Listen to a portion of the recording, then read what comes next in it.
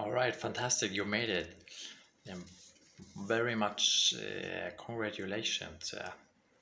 And so I will tell you now um, how you can protect yourself, and your family. Yes. And so it starts all that you keep in mind that you drink every day at least 3 liters of water. Yeah. No juice. Just let all these juices away except lemon juice, like one swallow per day in the morning, one swallow in the night. Yeah, because lemon juice is basic. Yeah, so it will like attack the oxalate. Yeah, oxalate has no chance with the lemon juice and the citric acid. Yeah, the citric acid will kind of destroy the oxalate acid. Yeah, so that's why it's important you take that also every day, beside the 3 liters of water. Yeah, and if you're a sportsman, you go to the gym, you know, if you want to build muscle, you need, after your training, protein. Yes, the gyms are full with protein bars and protein drinks and protein cookies. And yeah, you know, because I know 100%, because I go there at least 1 to 2 per week. Yeah, so the thing is, protein isn't very good if you have oxalate stones. Yeah, or if you have something like the development which can lead to oxalate stones. Yeah, if your body is kind of sensible for that, and you are, if you're a vegetarian, beside the sportsman and the bodybuilder, and beside and the vegetarian, the vegan, and the pescatarian. Yeah, so it's very important that if you need to take protein, don't over intake it. Yeah, so really be really careful how much protein you take. Yeah, there in Germany there exists the society for nutrition, and they say 60 gram per day. Yeah, so I would even lower it, um, because it is a lot and it can lead to kidney stones, if you eat too much protein as a sportsman. And then it's very important that if you eat like oxalate food, but usually you shouldn't eat them. Yeah, but if you eat oxalate foods, you should always mix them with calcium foods, like with milk, with buttermilk, with cheese, with yogurts. Yeah, at least per day 800 to 1200 gram calcium per day intake. Yeah, because the oxalate is binding together with the calcium, and then they flush out, either in front or at the back of your body. Yeah, when you go to toilet, you know what I mean.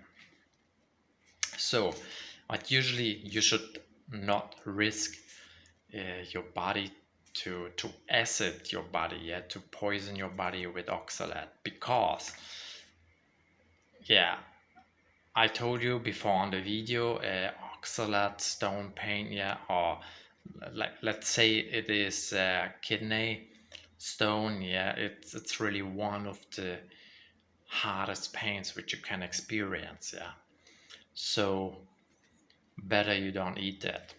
But sometimes maybe you cannot otherwise, and so then you should really take care to mix it with calcium.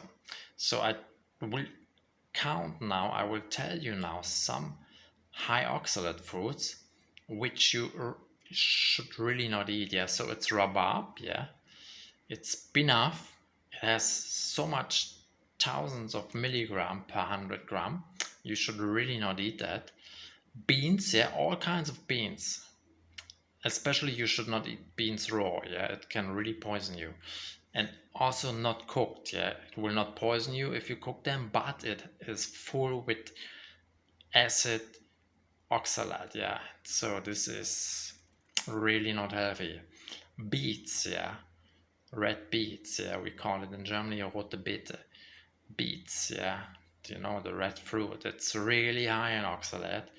Then also carrots, yeah, chocolate is very high, you know, dogs can even die, yeah, if you give them too much chocolate, and you poison your body with dark chocolate for 1 week with high oxalate, yeah, only after 1 week your body is neutralizing again, yeah, if you eat it once per week. So better you don't eat dark chocolate with 50% cocoa in it, yeah. What you can eat is white chocolate, but without sugar, of course, yeah, also without the soy lecithin, because soy is also very high, yeah. Soy tofu, we call it. In English, it's soy. All soy products, please don't eat them, yeah. They're very, very high in oxalic acid. And yeah, cocoa butter, it's a different thing. You can eat that, yeah, because cocoa butter don't have oxalate, but the cocoa itself, it's very high. So better don't touch any chocolate, except the white one without sugar. Yeah, and then green tea. Yeah, green tea, you know, if you taste it without sugar, is very bitter. From where comes the bitterness? From the acid of the oxalates. Yeah, especially matcha green tea is very, very high. And I was drinking every single day matcha tea. Yeah, and that's really not healthy. Yeah, but I liked really Japan a lot. I've been a few times to Japan. Yeah, and I fell in love with the matcha. Yeah, because really tasty with a little bit milk in it and can sweeten it a little bit. And I like especially the matcha ceremony, yes.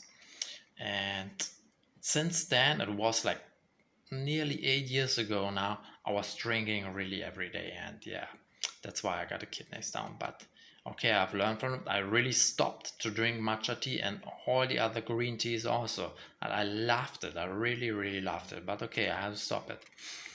Yeah, also black tea, of course. Coffee is full of oxalate. Okay, that I don't drink. Coffee I never drink. And then grains, of all kinds of grains, yeah. You should really not eat them. They are very high in oxalate per 100 grams. Seeds, like sesame seeds, yeah. Black and white sesame seeds. Don't eat them. Really, very high in oxalate. All the other seeds also. Spirulina, yeah. You know that green stuff from deep down the sea, yeah, the green plants, that spirulina, they're really rich in like calcium and some other minerals, but they're really very, very, very high in oxalate acid, yeah. So don't take it, except there is really a lot of protein and calcium inside, but you should not take it, yeah. Then which is okay, yeah, to eat is cucumber, yeah. And also sodium hydrogen carbonate you should take, yeah, to neutralize your body, yeah. The same like with lemon, I told you, because the lemon acid really is in the pH level, it's basic, yeah. The same with sodium hydrogen carbonate, yeah. We call it natron. Maybe you have that also, I don't know, but I know natron exists. It's sodium hydrogen carbonate. You should not take too much, maybe like a piece of knife, yeah, just a little bit on the peak, and in the morning and in the evening, yeah, not too much of that, just to keep your body pH neutral, yeah, not to make it sour or to make it acid like or too much alkaline, yeah. Yeah, so strawberries are okay, yeah, like apples you can eat every day, they are low in oxalates, yeah. And rice you can eat every day, yeah. And bananas, of course, are rich in vitamin K, also very good bananas, but low oxalate levels, yeah. But you shouldn't really not eat the high oxalate foods, yeah, because especially you should take care of yourself if you're a vegan, yeah. And if you're vegan, you even cannot drink milk, but what you can take is like rice milk, yeah, because not from animals, or like oat milk, yeah, that's okay. But you should not take almond milk, yeah, because almond and all the other nuts, yeah, they're really high in oxalate. Almond is one of the top nuts which the most with the most highest oxalate content, yeah. So it's really important that you take care of that. Yeah, alcohol, of course, you shouldn't drink. That's clear. They say beer, bottled beer is okay, but canned beer not. So I'm not sure about that. I couldn't read that on Harvard University pages. Um, that was general information. I do not trust much general information which some doctors or some internet users bring on the internet, yeah. So I compare only that what university papers bring out and trust that the most. Okay, yeah. So keep your diet oxalate free, and you can make sure that you never get pain from kidney stones, yeah. And yeah, 85% of the content of kidney stones is calcium oxalate kidney stones, yeah.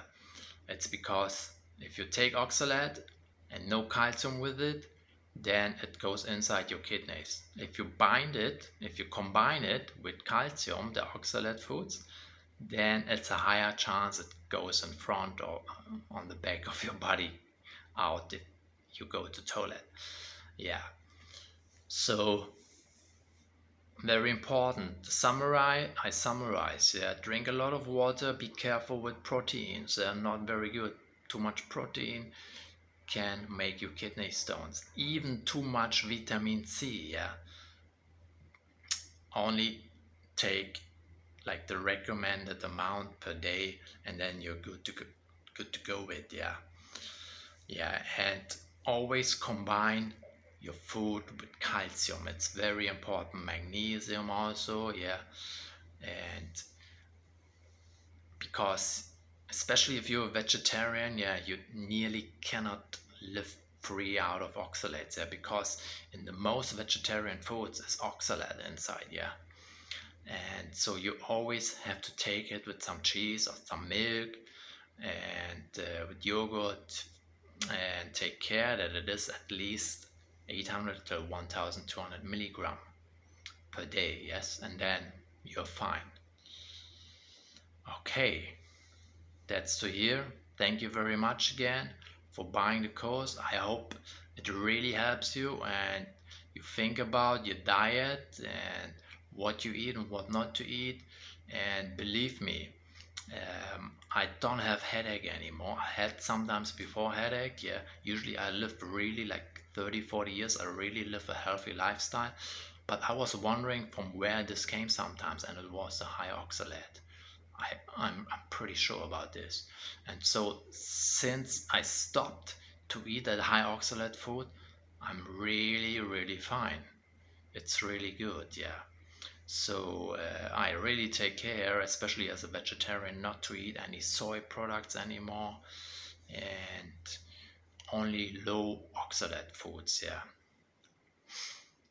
Okay, yeah, until here, good luck with everything, much success in your diet and pain-free life.